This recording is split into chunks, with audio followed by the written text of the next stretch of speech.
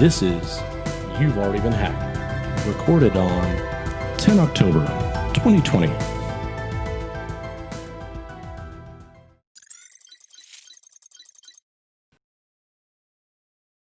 This week, we're going to start off with some follow-ups from what we reported last week. UHS, the largest cyber hack against the U.S. healthcare system, has finally restored their networks. They announced this week that they are pleased to confirm substantial progress towards restoration of their online operations across all IT networks. For reference, the attack happened on the 27th of September, at which time UHS IT quickly disconnected all their systems and shut down the network in order to prevent further infection. They went back to pen and paper. In another follow-up, Microsoft has provided some information about last week's Office 365 outage. So, on the 28th and 29th of September, one of those was a class evening for me that impacted our cybersecurity risk management class. A number of Microsoft customers were impacted by a cascading series of problems resulting in many not being able to access their apps and services. The incident happened around the 5 p.m. Eastern on the 28th, when customers began reporting that they could no longer sign into third-party applications which used the Azure Active Directory for authentication, which means almost all Office 365 and Microsoft Cloud services. Those who are already signed in were less likely to have issues. Users in the Americas and Australia were likely to be impacted more than those in Europe and Asia. Microsoft has acknowledged it was a service update targeting an internal validation test ring that caused the crash in Azure.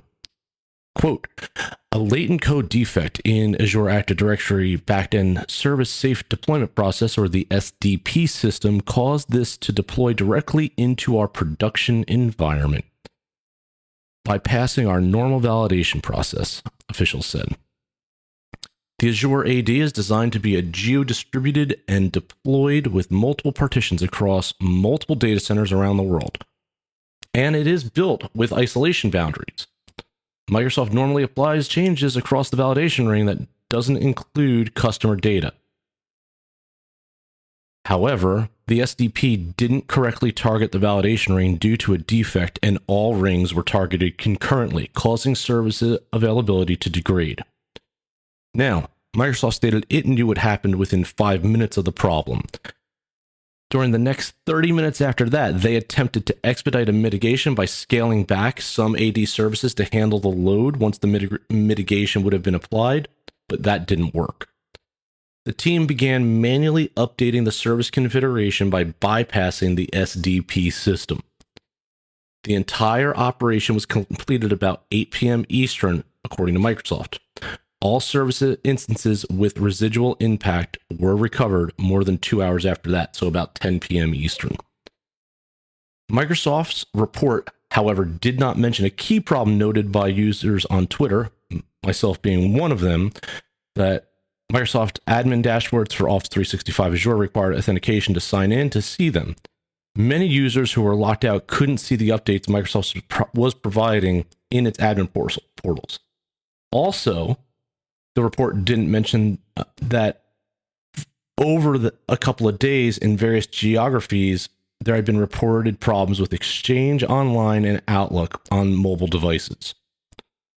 Microsoft has attributed the situation involving the Exchange ActiveSync to a recent configuration update to components that route user requests, and that was a separate incident. Also of note, something that came out during all of this was that a PSAP, a 911 clearing operator, went down right about the same time.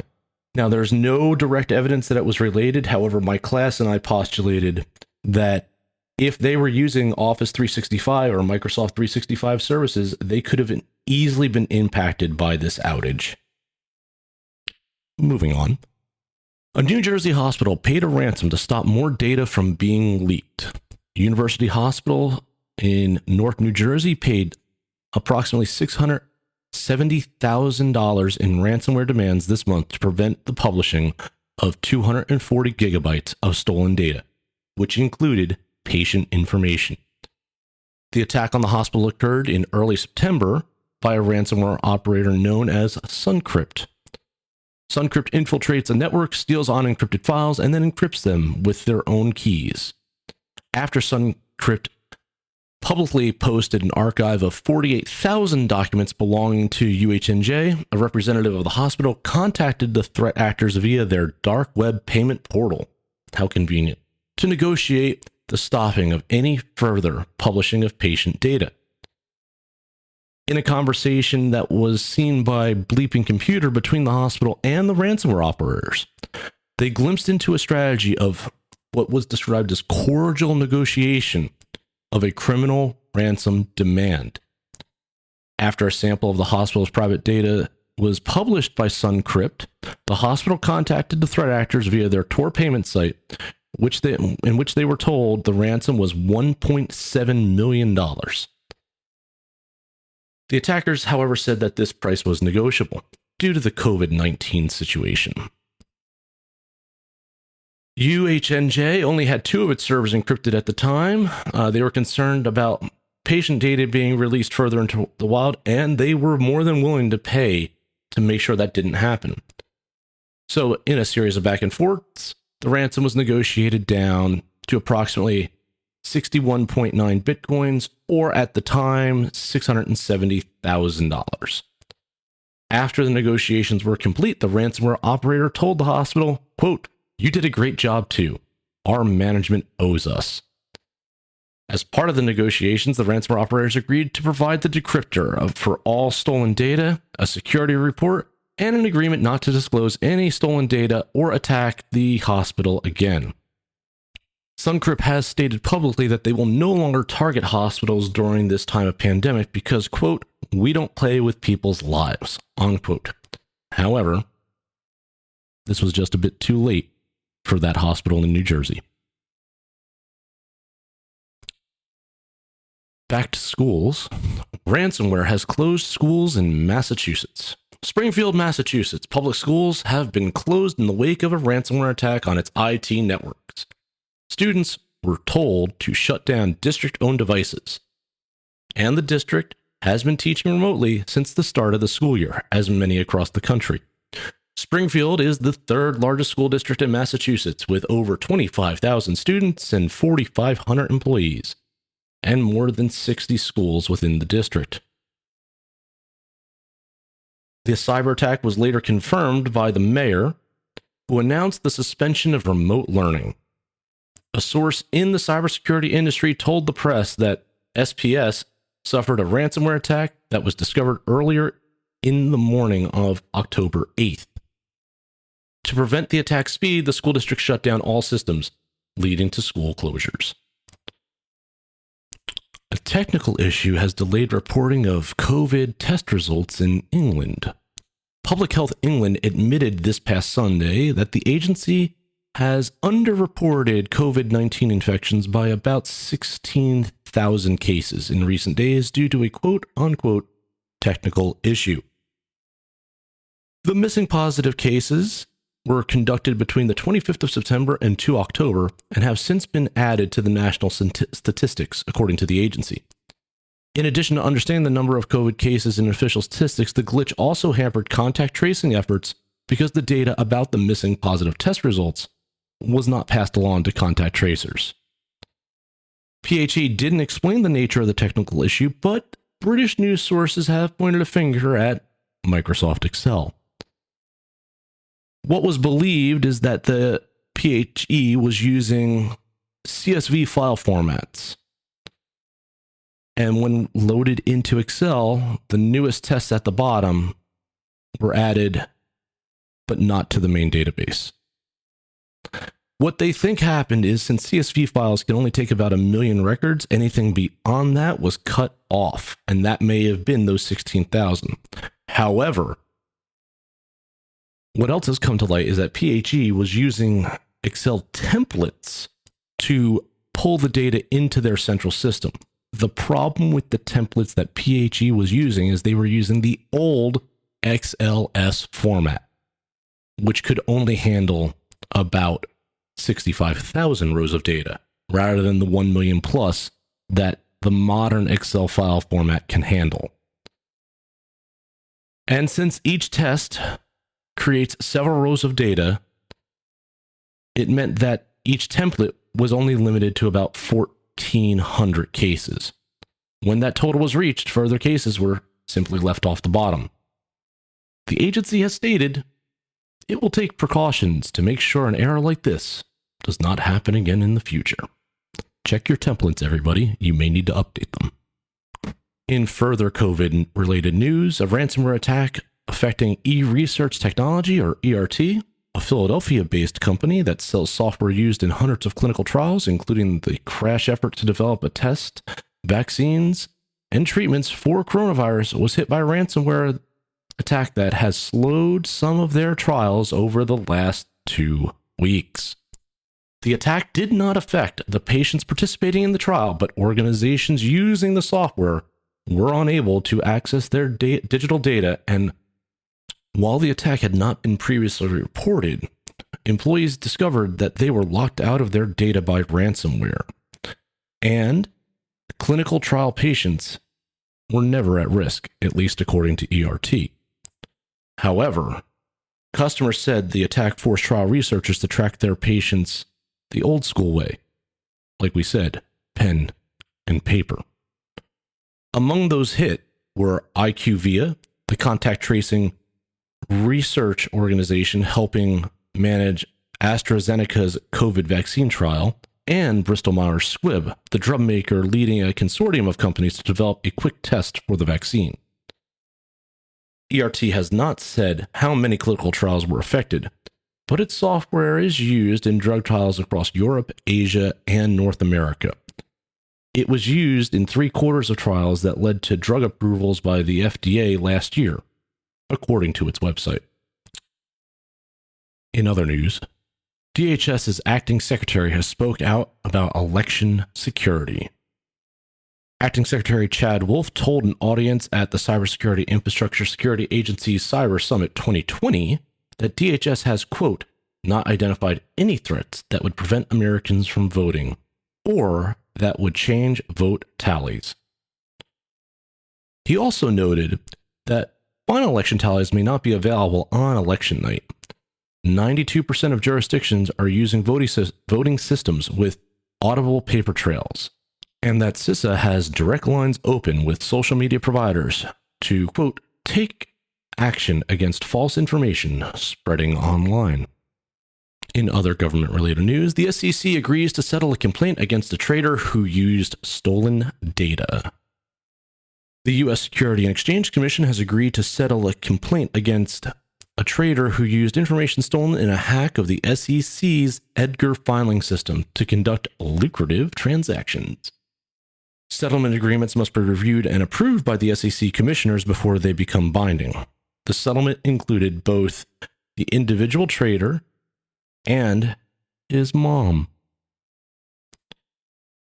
He made 66 illegal trades under his own name, relying on the hacked information, and placed or directed 4 more under accounts in his mom's name, according to the original complaint. Everyone, please, don't get your mom to do your dirty work for you. The Department of Justice has announced the takedown of 92 domains owned by the Iran's Islamic Revolutionary Guard Corps, or IRGC. Several of the domains have been used to spread propaganda inside the United States. All 92 of the domains were being used in violation of sanctions against Iran and against specifically the IRGC.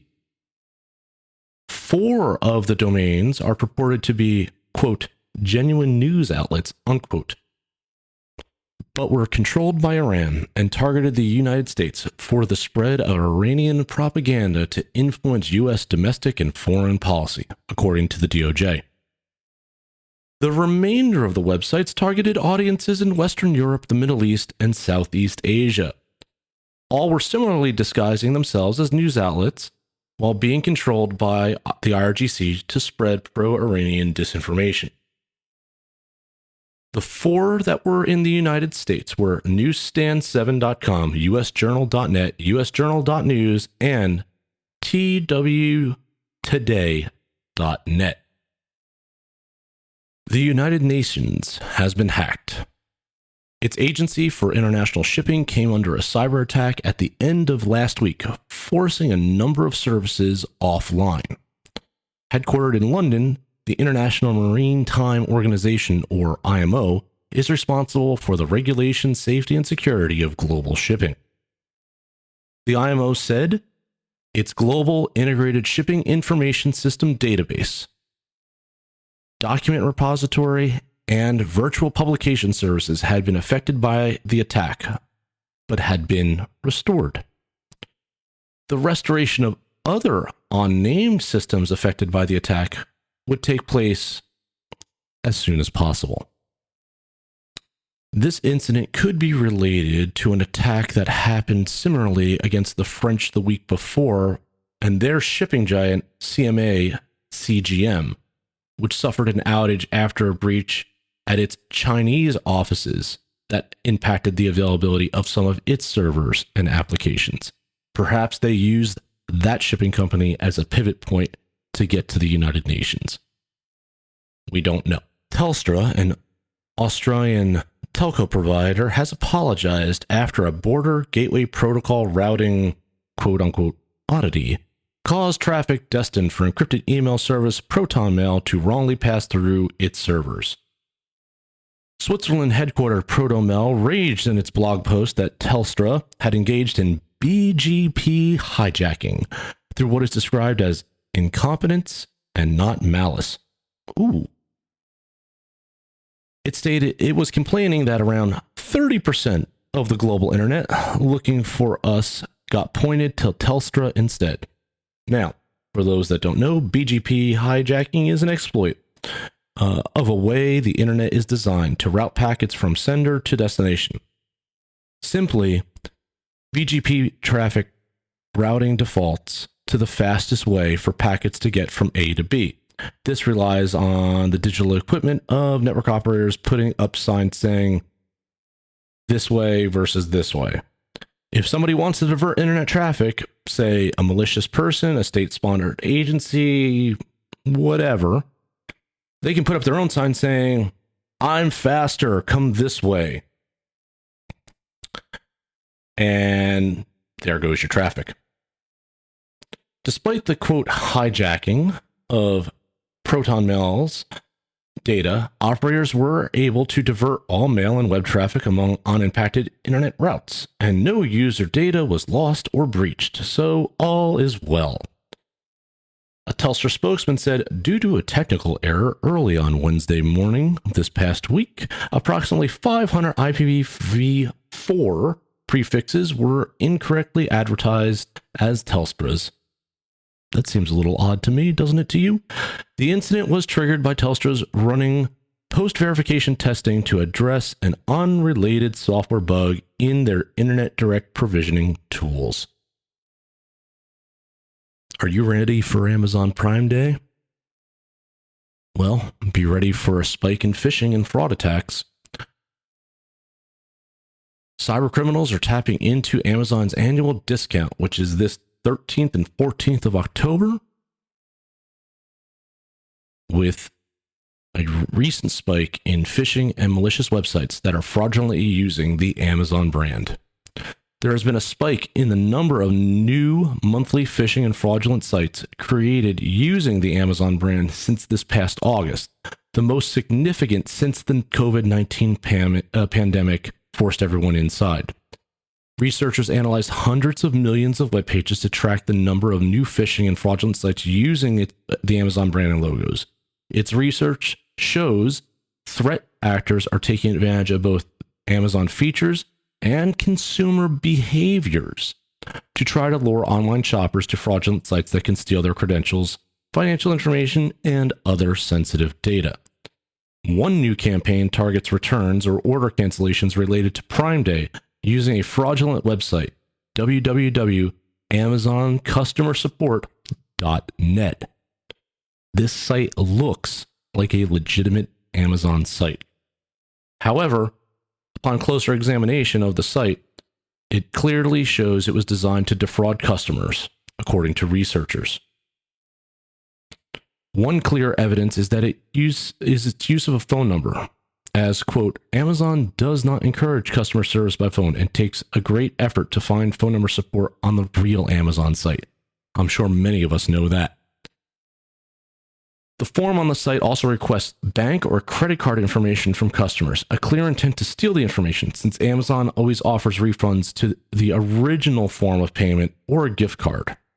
Further, the site also does not ask for a customer password, something Amazon always requires for purchases and returns. Be careful about that too, because you might be putting your password into a form that's collecting them. Other smaller issues that might get overlooked are broken links attached to the Amazon Prime logo. A Get Started button also appears on the site. These are all clues to fraudulent behavior that shoppers should look out for in general across anything other than the genuine Amazon.com site for your region. And finally, FBI has put out a little release stating that Chinese hackers are targeting users with U.S. government security clearances. China and other foreign governments are using professional networking sites to target people with the U.S. government who have security clearances. Foreign intelligence services may use fake profiles, seemingly benign requests, the promise of lucrative payouts, and other tactics to try to gain non-public and classified information for their benefit. The FBI urges everyone, especially those who hold or who have held security clearances, to be cautious when approached by individuals online regarding career opportunities. The FBI has also put out a film called The Never Night Connection. This film has been inspired by a case of a former CIA officer, Kevin Mallory, and it details the fictitious account of a former U.S. intelligence community official who was targeted by China via a fake profile on a professional networking site and recruited to turn over classified information before being arrested. So, what are some signs you might be being targeted, according to the FBI? Well, 1, it could be too good to be true. Be suspicious of job offers offering remote or flexible work and a disproportionately high salary for the role advertised. Flattery. Your contact may overly praise or focus on your skills and experiences or refer to you as a, quote, high-end candidate, especially if your government affiliation is known. Scarcity. There may be an emphasis on so-called limited, one-off, or exclusive opportunities. Lack of depth or detail. There may be a lack of any visible or verifiable company information available online, and or the role itself lacks a tangible detail. The urgency. Your contact might be overly responsive to messages and may attempt to rush you off the networking platform onto other communications methods. And imbalance. There may be a disproportionate focus on the company you are being recruited for rather than the company validating you as a possible candidate. So, what should you do? Review your account settings on social and professional networks to control the information that is publicly available, especially relating to security clearances. Only form contacts online with people you know or after you have verified as legitimate in another way. And if you're still holding an active clearance, notify your security official of any contact from companies or individuals you are suspicious of. For the news this week, I'm your professor of cyber risk. We'll talk again soon.